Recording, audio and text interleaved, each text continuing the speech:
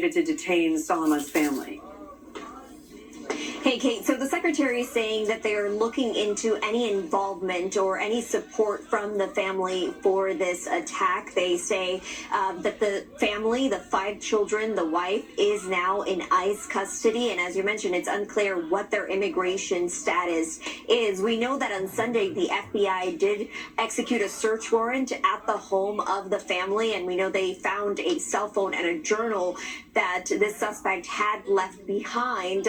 But now take a listen to what the secretary is saying. We're also investigating to what extent his family knew about this horrific attack, if they had any knowledge of it, or if they provided support to it. And now we are waiting to hear what they find, but we do know that this man had planned this attack for about a year and said that he waited for his daughter to graduate high school before he did all of this. So we do know that the family, at least, he took into consideration when doing all of this. We'll have to wait and see what authorities find, but they are now in ICE custody. This is as he sits in jail. We are awaiting his court appearance on Thursday here in Boulder. And Camila, how are the victims doing today? I know we've learned a lot more about some of their backgrounds. That's right. We do know that at least 2 people still remain in the hospital. Those were the 2 that were airlifted to get treatment. But we are learning that the oldest of the victims was an 88-year-old Holocaust survivor.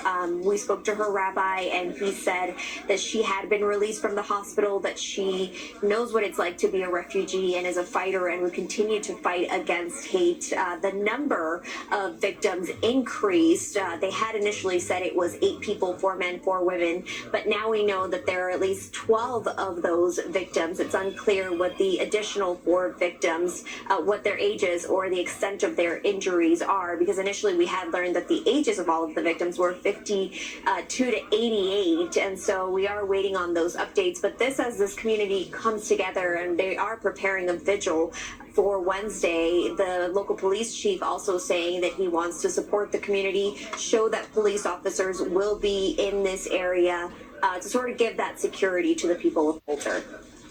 Camila Bernal with the latest. Thank you.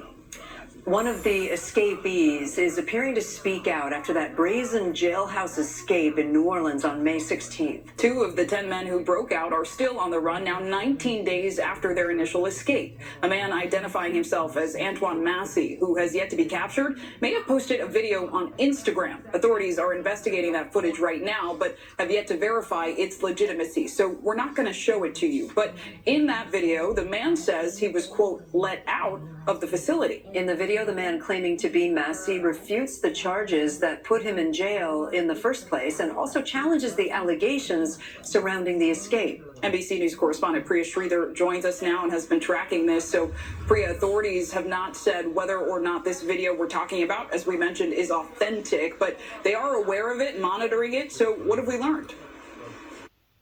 Yeah, we also know a big development just now. One source, according to the Associated Press, is saying that authorities are now searching the apartment where that 9-minute video was made. As you mentioned, it appears to show 32-year-old Antoine Massey, who was arrested back in March and placed in the Orleans Parish Detention Facility for theft and also domestic abuse charges. And he escaped from that detention facility on May 16th and has been on the run for about 3 weeks now. But as you mentioned, a few big takeaways from that video. He claims that the charges that he was facing in a different parish, St. Tammany's Parish, are false. He appeared to be waving around affidavits in the air that he says proves his innocence. He says he does have a lengthy criminal record from his younger years, but that as of late, he's been focused on being a good father to his 2 children. He also, as you mentioned, said that he did not escape from the facility, that they actually let him out of that facility, and that the maintenance worker